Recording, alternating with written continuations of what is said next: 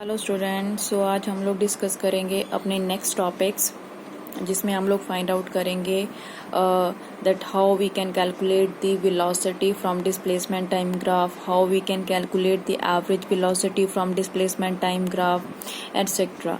ये टर्म्स हम लोग आज डिस्कस करेंगे। सो उससे पहले मैं आपको दो टर्म्स यहाँ पे रिवाइज करवा रही हूँ। दो टर्म्स कौन सी है? एक uniform motion and second one is non uniform motion. Now what is a uniform motion? if a body mean to say car, bus, train, etc. कुछ भी हो सकता है.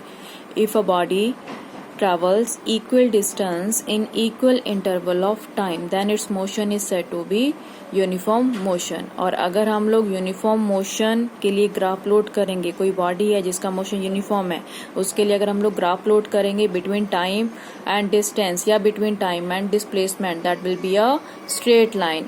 इसके बाद जो नेक्स्ट है हमारे पास, that is non uniform motion. Non uniform motion क्या होता है? If a body covers equal distances in unequal interval of time, या फिर आप इसको उल्टा भी बोल सकते हैं कि unequal distances in equal interval of time. So उस टाइम जो बॉडी का मोशन है वो कौन सा होता है? Non uniform motion. और उसके लिए अगर हम लोग ग्राफ प्लॉट करते हैं बिटवीन डिस्टेंस एंड टाइम या displacement and time, that is always a curved line. ठीक है, जैसे जैसे टाइम इंक्रीज होगा डिस्प्लेसमेंट भी इंक्रीज हो रही है, बट विद अनइक्वल अमाउंट, जिसकी वजह से हमारे पास हमेशा क्या आती है? Curved line.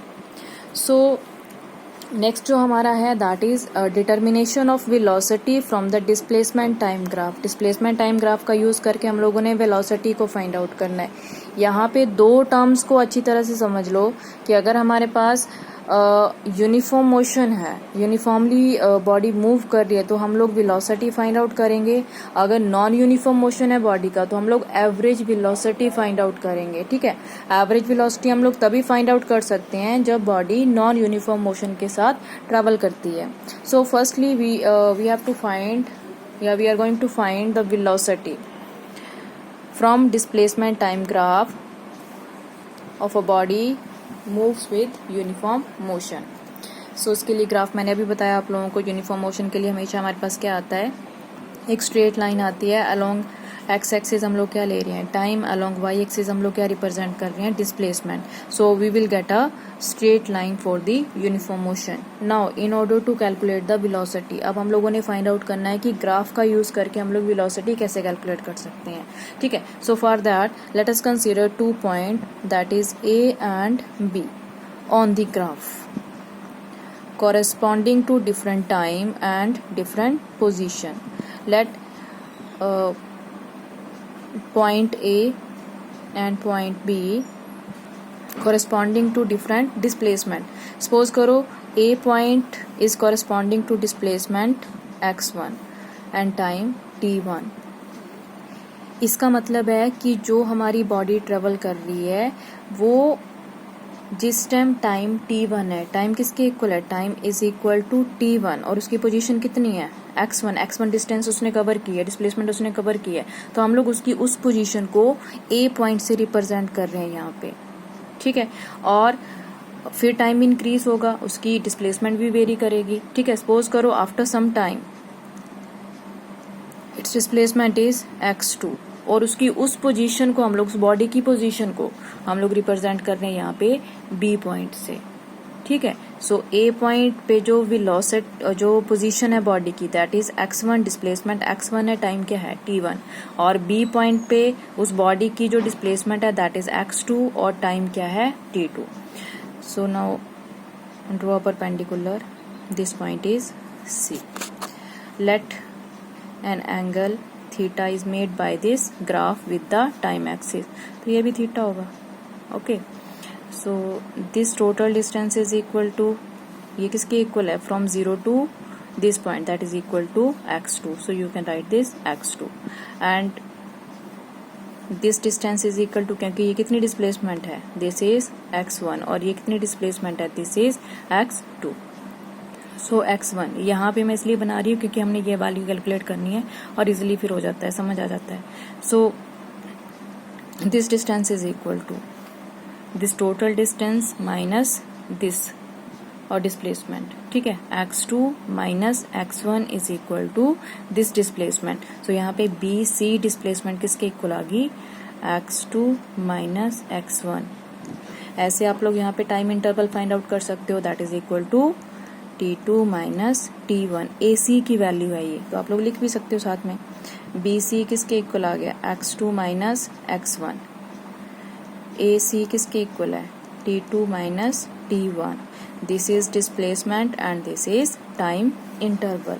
Now by definition, starting में हम लोगों ने डेफिनेशंस करी हैं। डेफिनेशंस के अकॉर्डिंग वेलोसिटी क्या होता है, velocity is equal to displacement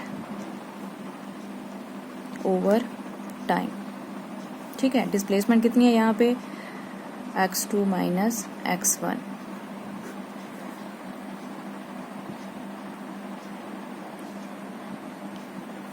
and time क्या है यहाँ पे, t2 minus t1, that is v। अब यहाँ पे देखो जो x2 माइनस x1 है from this graph, x2 minus x1 किसके इक्वल है, bc। bc इतने टाइम इंटरवल में हम लोगों ने डिस्प्लेसमेंट कैलकुलेट की है यहाँ पे, सो दैट इज bc। और t2 माइनस t1 किसके इक्वल है, this is a and this is c। ac distance के इक्वल है t2 minus t1, so you can write AC. So simply you can write here V is equal to BC over AC.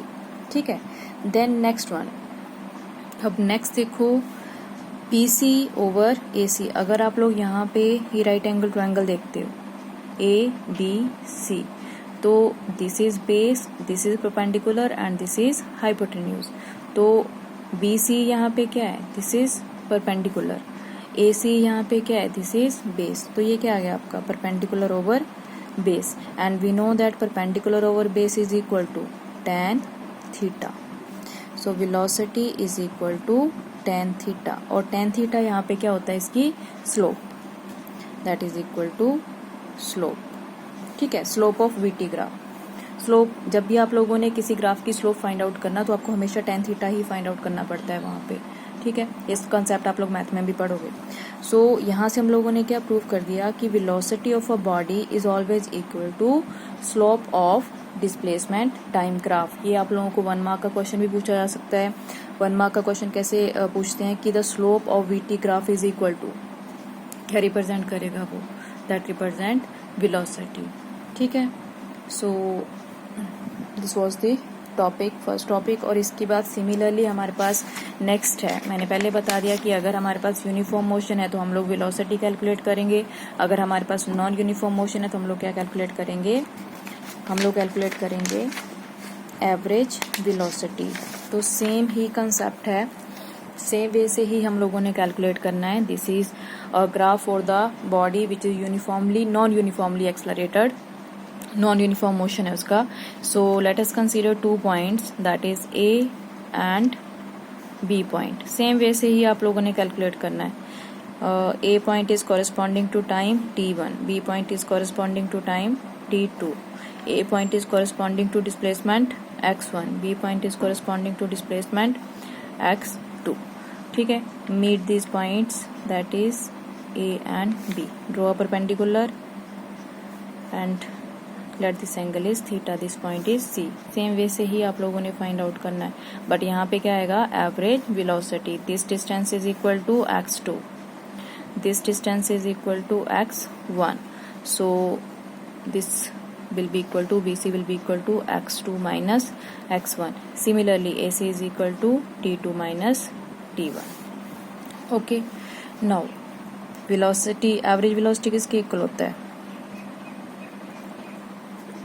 Displacement, total displacement over total time.